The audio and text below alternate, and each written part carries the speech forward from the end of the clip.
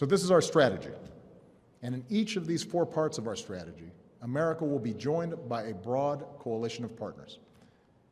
Already, allies are flying planes with us over Iraq, sending arms and assistance to Iraqi security forces and the Syrian opposition, sharing intelligence and providing billions of dollars in humanitarian aid. Secretary Kerry was in Iraq today, meeting with the new government and supporting their efforts to promote unity. And in the coming days, he will travel across the Middle East and Europe to enlist more partners in this fight, especially Arab nations who can help mobilize Sunni communities in Iraq and Syria to drive these terrorists from their lands. What we already know is globally evident. The terrorists and cowards calling themselves the Islamic State are willing to murder anyone, anywhere, and at any time to make their point. Certainly they hate America, but the beheading of a British national this weekend made other nations keenly aware of what they must do in order to be part of the effort. But in that effort is a dangerous message, one about not becoming tunnel-visioned on one group and being able to see what is a bigger and expanding picture.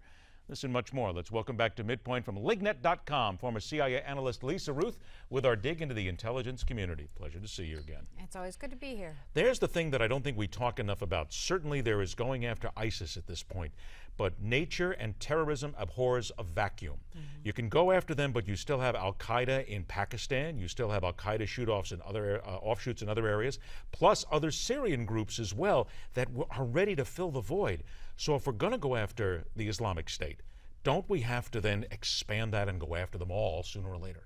I think you're exactly right. And keep in mind, even we're talking a lot about these beheadings now. Sotloff was actually kidnapped by another group and sold to ISIS. You know, you have all these other groups out there. And it's this hydra. You cut off the head of one and 10 more grow in their place. You cannot really neatly even isolate. Al-Qaeda, we learned what happened. Is Al-Shabaab Al-Qaeda? Well, not really, sort of. It's related. Then you've got Boko Haram. This is also a group that is increasingly taking territory and is a terrorist group. The Al-Nusra Front in Syria, they're certainly active, and they are, again, they're terrorists. These are not nice groups. If we're really looking at a counter-terrorist strategy, we have to be looking far beyond ISIS or beyond Al-Qaeda to whatever they want to call themselves. They're still terrorists. Does this indicate then, you use counterterrorism, which seems to be a great, here's more of those great bywords that are going by. I have said it, other people have said it, this is war. Don't we need to use that word? If you're going to inflict it on one, you must inflict it on others, because they still, Al-Shabaab, Boko Haram, they will eventually want to kill Americans, if for nothing else but for fun and profit. Oh, well, sure. And Al-Shabaab absolutely wants to kill Americans. We just launched drone strikes that killed one of their leaders. You bet they want to kill Americans. It's also a status symbol. As you said, fun and games. But really, oh, I killed 3 Americans. Yeah, well, I killed 5 Americans. I mean, this is a status symbol. And I think war, we've used the term war on terror, and frankly, I have tried to avoid that term because I haven't seen this war. It is a counterterrorism, very targeted effort that I don't think is working. I think we have made some advances. You talked about Yemen and the Taliban. Certainly drone strikes have worked somewhat, but they're still fighting. We haven't really won the war. By going after the leaders through targeted drone strikes, we have not eliminated the threat, and we're very naive and disingenuous if we say we have. Is it fair to say that when the president says victory, when we use that word, that it simply is a wrong word to use? It can't happen.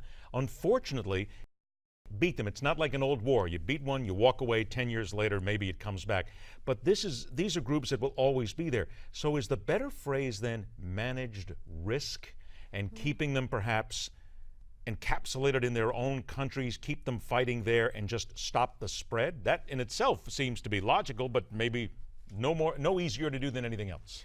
I think it's not easy, but I think you're right. And perhaps the best way to look at it is a multi-pronged effect. The first thing is, let's try to contain them, because we haven't even done that yet. Right now, we haven't even gotten to the point where we don't even know where they are half the time. So the first thing would be, I think, containing them, identifying them, keeping our borders safe, taking away things like arms and finances, and trying to do it that way. I think over a very long term, you actually could defeat them. There are terrorist groups that we can defeat, but it takes a very long time, and it takes a lot of intelligence. It takes a lot of changes in policy to create things like once you've contained them, once you've taken away the weapons, but then you do things like education, frankly. Or, you know, I heard a former terrorist say, once you have a mortgage, you're less likely to be engaged in terrorism. I think that's a little bit simplistic, but really you have to, it's such a large effort, and I haven't seen any indication that anyone's really willing to do that yet. Does the killing of the British national send the message to the Brits? Because certainly the UK and Germany had already said, we're not going to get involved in airstrikes in Syria. But in your mind and in the mind of analysts, does this send them a message that you better get involved because it's coming your way sooner or later? Matter of fact, it'll probably come to you before it comes to the United States. I think that's right. And when you look at this coalition that the United States says they're putting together, we're seeing more French and UK stronger response. And you and I had talked a few weeks ago about the strongly worded message from Cameron. This is that very stark reminder. This is not a U.S. problem. This is not a UK problem. This is not a French problem. This really is a worldwide problem. I think we're going to see this coalition joining together, primarily led, frankly, by France, the United States, and the UK.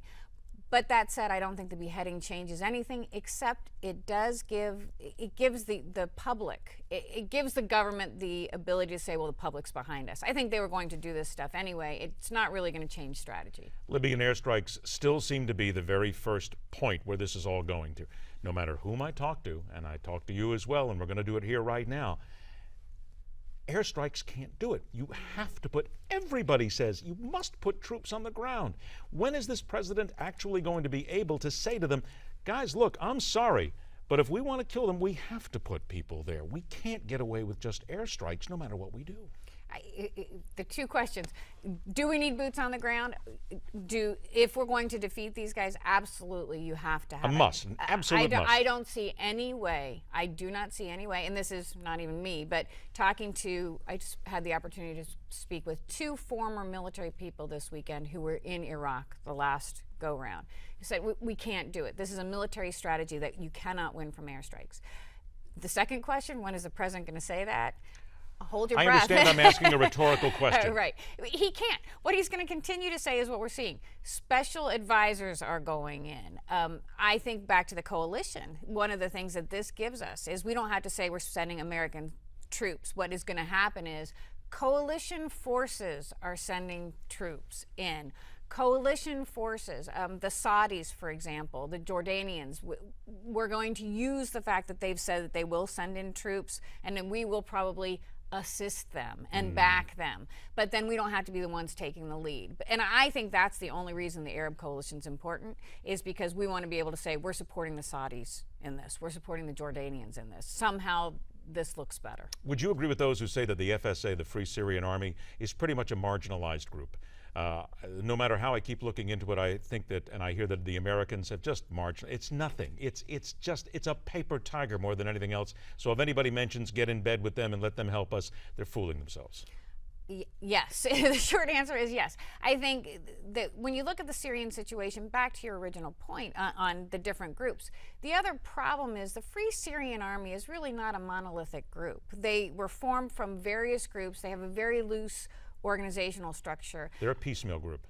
Absolutely. So when you're talking about the Free Syrian Army, who are you talking about? We know, we have seen, I shouldn't say no, we see media, social media pictures, weapons that the Free Syrian Army has than the Islamists have.